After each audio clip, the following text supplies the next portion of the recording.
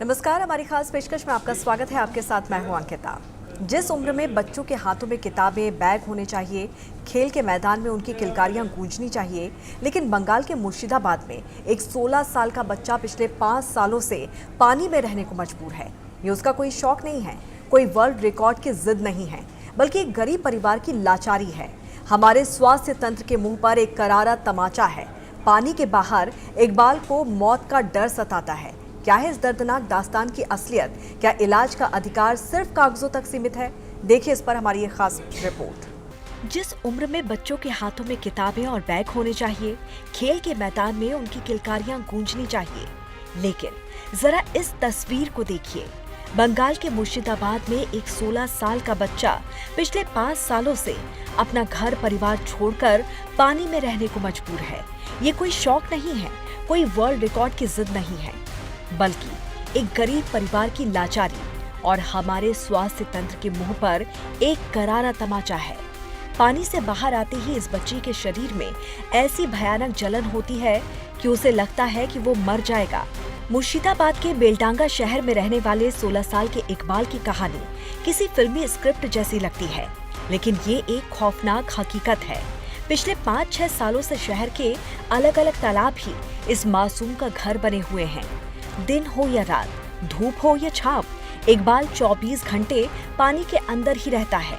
नतीजा ये है कि लगातार पानी में रहने की वजह से उसके हाथ, पैर और पूरे शरीर की चमड़ी गलकर पूरी तरह से सफेद पड़ चुकी है। वो लगातार गंभीर सर्दी, खांसी और निमोनिया से जूझ रहा है।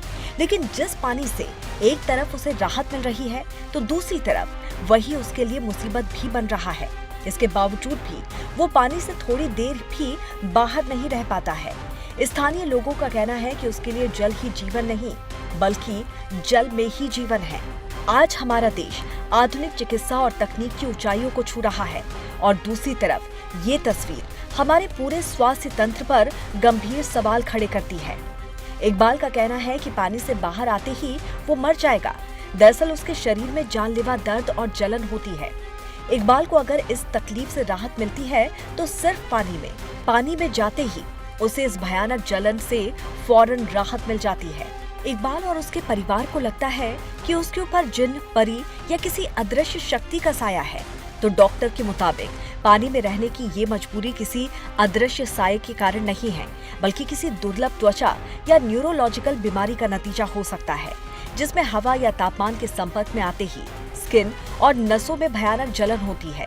समय रहते यदि इसे विशेषज्ञ डॉक्टर से इलाज नहीं मिला तो मल्टी ऑर्गन फेलियर या गंभीर सेप्सिस से उसकी जान को खतरा हो सकता है।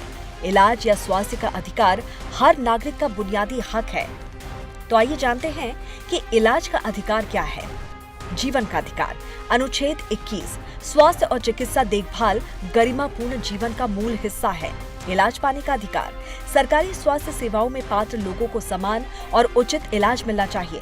आपातकालीन इलाज, गंभीर मामलों में बिना किसी कागजी कार्रवाई या भुगतान के तुरंत प्राथमिक उपचार पाने का अधिकार। भेदभाव से सुरक्षा, जाति, धर्म, लिंग, बीमारी आदि के आधार पर अनुचित भेदभाव नहीं किया जाना चाहिए।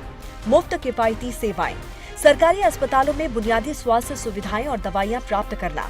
इलाज की पूरी जानकारी, बीमारी, इलाज और उसके खर्च के बारे में पूरी जानकारी पाने का अधिकार। गोपनीयता और निजता का अधिकार, मरीज की मेडिकल जानकारी बिना अनुमति के साझा न किया जाना।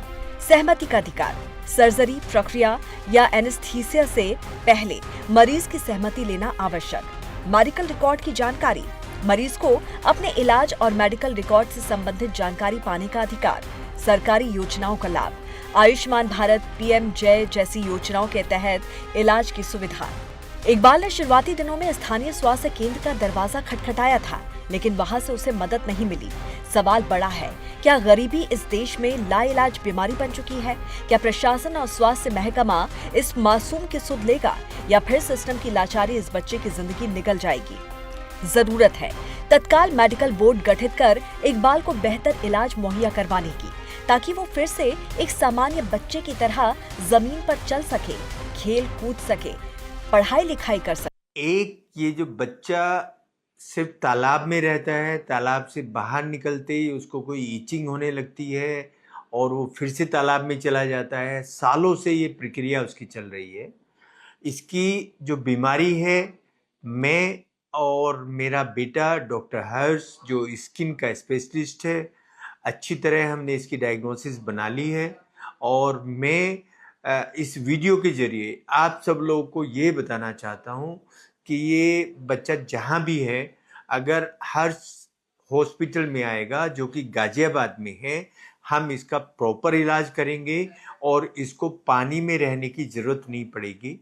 और जो भी नॉमिनल चार्ज दवाइयों का होगा वो उससे लिया जाएगा। बेड का और अस्पताल का इससे कोई चार्ज नहीं लिया जाएगा। इसमें हमारी जो एनजीओ है अवेकनिंग इंडिया, वो इसमें हेल्प करेगी और इसका हम इलाज करने के लिए तैयार हैं। ये मैसेज अगर इस तक पहुंचा दिया जाए, मेरा नंबर है 9999673918 और